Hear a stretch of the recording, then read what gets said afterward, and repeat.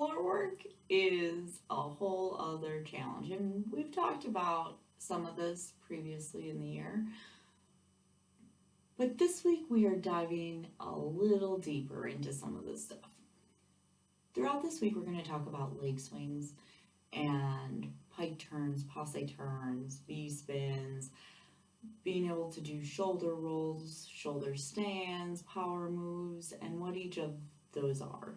Oftentimes with dance, we stay in just a standing position, but there are many techniques involving the floor. These steps are still good for those who are training for jazz and other techniques. When we get to the floor, we experience gravity a little differently.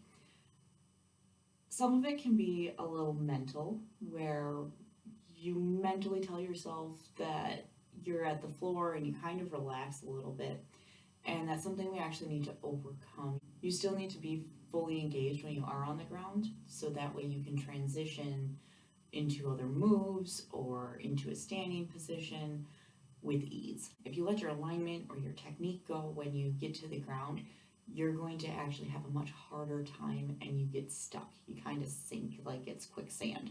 So take that into consideration as you're working on floor work, because it does take some work as well.